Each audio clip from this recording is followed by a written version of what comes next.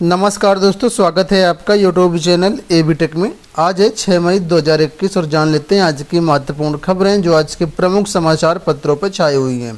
सबसे पहले बात कर लेते हैं विभिन्न परीक्षाओं को लेकर के। यहाँ पर अपडेट आई हुई है कि जुलाई के बाद ही होगा सभी परीक्षाओं पर फैसला। लिखा है कोरोना संक्रमण के मामलों में बेतहाशा बढ़ोतरी को देखते हुए फिलहाल 12वीं बोर्ड की परीक्षा सहित स्थगित की गई सभी परीक्षाओं को अब जुलाई के बाद ही कराने की तैयारी है। वैसे भी देश भर में कोरोना संक्रमण की जिस तरह से गंभीर स्थिति बनी हुई है उसमें इसके सामान्य होने में अगले 2 से 3 महीने का समय लगने की उम्मीद जताई गई है। हालांकि इसे लेकर कोई भी अंतिम फैसला 1 जून को पूरी स्थिति का जायजा लेते हुए लिया जाएगा।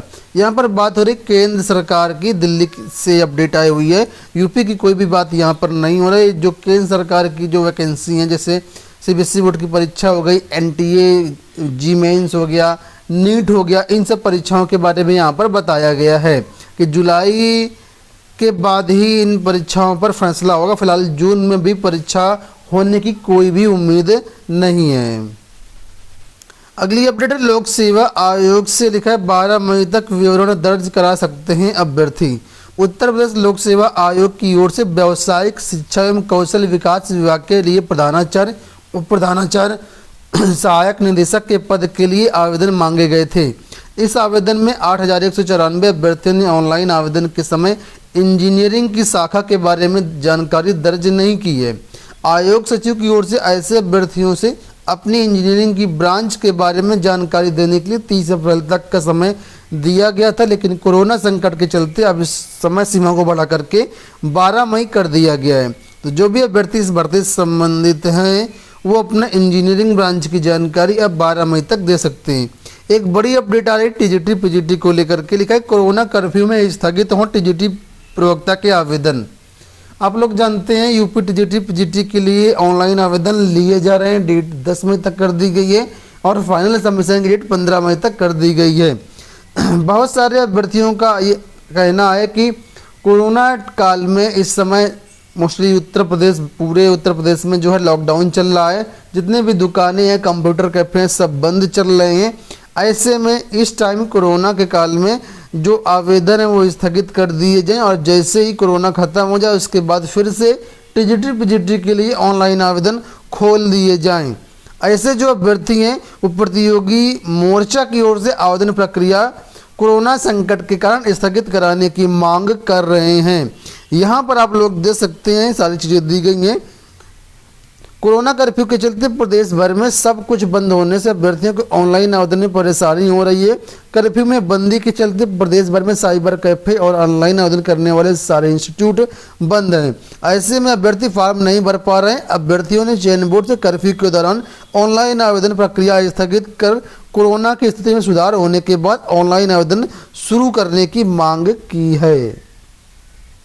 अगली अपडेट है गोरखपुर विश्वविद्यालय से विभिन्न भर्तियों के बारे में। लिखा है कि जल्द शुरू होगी शिक्षकों और कर्मचारियों की नियुक्ति प्रक्रिया। दीनदयाल उपाध्याय गोरखपुर विश्वविद्यालय में खाली चल रहे शैक्षणिक और गैर शैक्षणिक पदों को जल्द भरा जाएगा। इसके लिए विश्वविद्यालय प्रशासन ने विज्ञापन जारी करने की तैयारी के साथ तमाम औपचारिकताओं को भी पूरा कर लिया है। कुलपति प्रोफेसर राजेंद्र सिंह ने ये जानकारी बुधवार को संकाय अध्यक्षों के साथ और विभागाध्यक्षों के साथ हुई ऑनलाइन बैठक में शेयर की।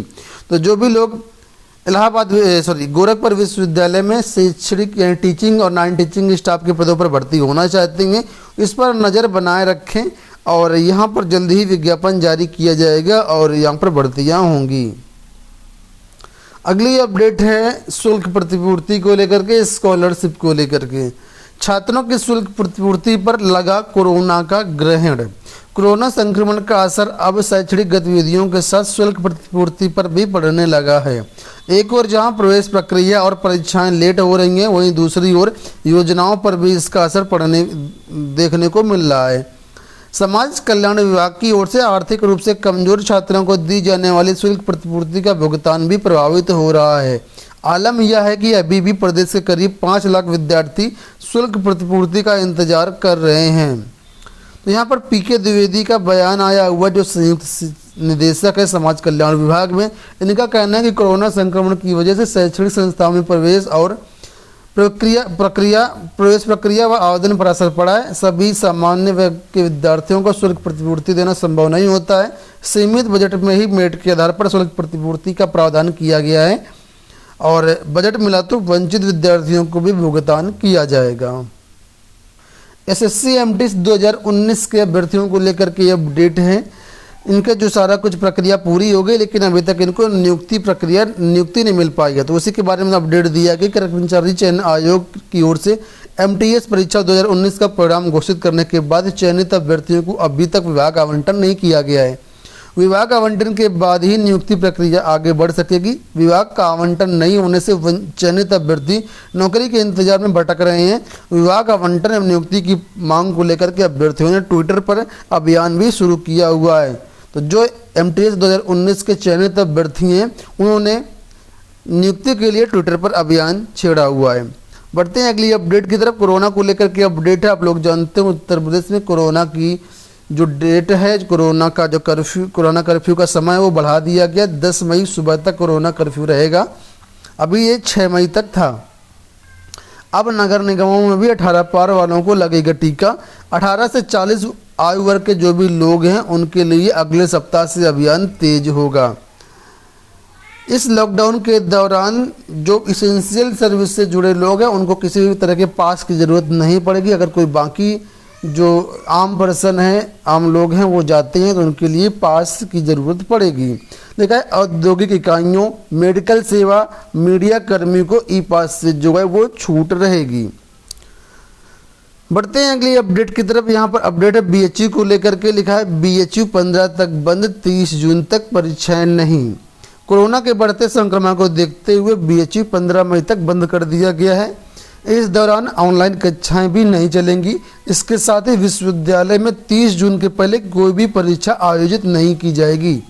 बुधवार को प्रभारी कुलपति वीके शुक्ला की अध्यक्षता में संस्थानों के निदेशक, संकाय प्रमुख, छात्र अधिष्ठाता की बैठक में इसका फैसला किया गया। 15 मई तक विद्यालय, कॉलेज, यूनिवर्सिटी बंद है और 30 जून तक कोई भी परीक्षाएं नहीं होंगी। इलाहाबाद विश्वविद्यालय की जो परीक्षाएं हैं उसमें थोड़ा सा उलट फेर हुआ है। 4 मई को इस पर बैठक हुई थी और परीक्षाओं पर निर्णय हुआ था, लेकिन 5 मई को पुनः बैठक हुई और कुछ परीक्षाओं पर उलटफेर हो गया। तो कौन कौन सी परीक्षाओं पर उलटफेर हुआ, तो यहाँ पर आप लोग देख सकते हैं। लिखा है कि इलाहाबाद विश्वविद्यालय परीक्षा समिति ने 4 मई को जारी वार्षिक एवं सेमेस्टर परीक्षाओं के निर्णय में बदलाव किया है। परीक्षा समिति की ओर से जारी संशोधित आदेश में कहा गया है कि अब पीजी एवं प्रोफेशनल कोर्स के पहले सेमेस्टर के छात्रों को भी अंतिम सेमेस्टर के छात्रों के साथ परीक्षा में शामिल होना होगा। तो जो पीजी एवं प्रोफेशनल कोर्स के पहले सेमेस्टर के छात्र, इनको भी परीक्षा में शामिल होना होगा। जबकि पीजी एवं प्रोफेशनल कोर्स के पहले और अंतिम सेमेस्टर की परीक्षाएं कोरोना की स्थिति को देखते हुए जुलाई अगस्त में करवाई जाने की तैयारियां हैं। विश्वविद्यालय की बैक पेपर की परीक्षाओं के बाद में अभी निर्णय नहीं लिया गया है, इसमें बाद में निर्णय लिया जाएगा। बढ़ते हैं अगली अपडेट की तरफ। सुप्रीम कोर्ट ने एक बड़ा ही फैसला दिया हुआ है, बहुत ही महत्वपूर्ण फैसला है। महाराष्ट्र में जो मराठा आरक्षण था उसको निरस्त कर दिया गया है। 50% से ज़्यादा कोटा असंवैधानिक है। सुप्रीम कोर्ट ने कहा समानता के अधिकार का उल्लंघन है। देखिए, महत्वपूर्ण चीज़ यहाँ पर क्या है कि सुप्रीम कोर्ट ने बुधवार को अहम फैसले में मराठा आरक्षण को निरस्त कर दिया। अदालत ने महाराष्ट्र सरकार के फैसले को असंवैधानिक करार देते हुए इसे उच्च शिक्षा व नौकरियों में दिए गए कोटे को आरक्षण की अधिकतम सीमा यानी 50% का उल्लंघन बताया। तो अब महाराष्ट्र में मराठाओं को कोई भी आरक्षण नहीं दिया जाएगा। बढ़ते हैं अगली अपडेट की तरफ। यहाँ पर एक अच्छी अपडेट है। देखिए, 30 साल से खाली पड़े हैं बहुउद्देशीय स्वास्थ्यकर्ताओं के 7,500 पद। हाईकोर्ट ने अपर मुख्य सचिव चिकित्सा स्वास्थ्य को दिया है नोटिस। तो कुल मिलाकर के बहुउद्देशीय स्वास्थ्य कार्यकर्ताओं के 7,500 पद खाली हैं, जो कि 30 साल से पद खाली पड़े हैं। अब इन पदों पर आने वाले टाइम पर भर्तियों की तैयारियां हैं।